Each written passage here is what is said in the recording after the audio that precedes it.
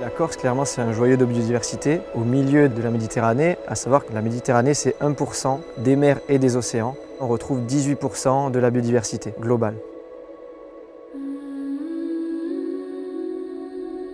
On est une petite île, tout le monde est persuadé que c'est l'endroit parfait pour partir en vacances et qu'il n'y a pas de plastique, il n'y a rien du tout et il n'y a pas de pollution. Et en fait non, on n'est pas isolé du tout.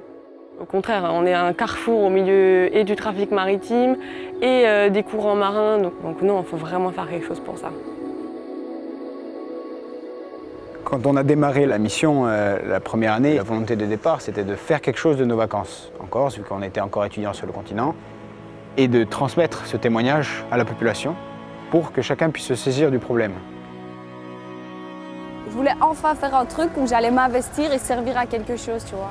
Faire un vrai truc où tu sens que tu es utile, tu sens que tu sers à quelque chose, tu sens que ce que tu dis ou ce que tu fais, tu es écouté, tu peux faire bouger les choses. On a tous des profils différents, on a tous vécu des choses différentes dans nos vies, on est là pour des raisons différentes. Et c'est ce qui fait qu'on ne va pas impacter de la même manière tous les gens qu'on rencontre. Et c'est ça qui fait la beauté de la mission Corsicaire.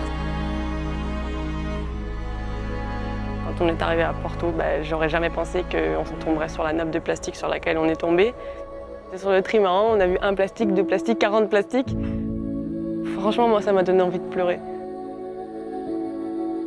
Une chose qui pourrait expliquer le fait qu'on ne prend pas suffisamment soin de la mer, c'est qu'il y a une méconnaissance sur ce milieu. Ça ne représente pas suffisamment de choses pour nous, hormis les vacances, c'est bien, la mer on peut bronzer, c'est agréable. La mer, c'est le réceptacle en fait de tous les ruisseaux, toute la vie finit en mer.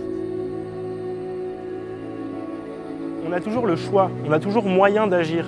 On ne se bat pas contre des hommes, on se bat contre des mauvaises pratiques. L'action individuelle, elle peut faire bien plus que ce qu'on imagine. Elle a une force de transformation des mentalités, des usages qui est incroyable. Peut-être que notre impact il paraît minime, mais finalement c'est avec plein d'actions comme ça qu'on arrive à faire des grandes choses.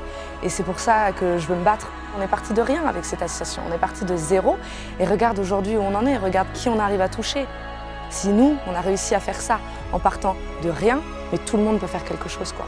C'est pour ça que j'ai envie de me battre et c'est pour ces valeurs que j'ai envie de défendre. Et c'est pour ça que je suis ici, parce que ça donne un sens à mes convictions, en quelque sorte.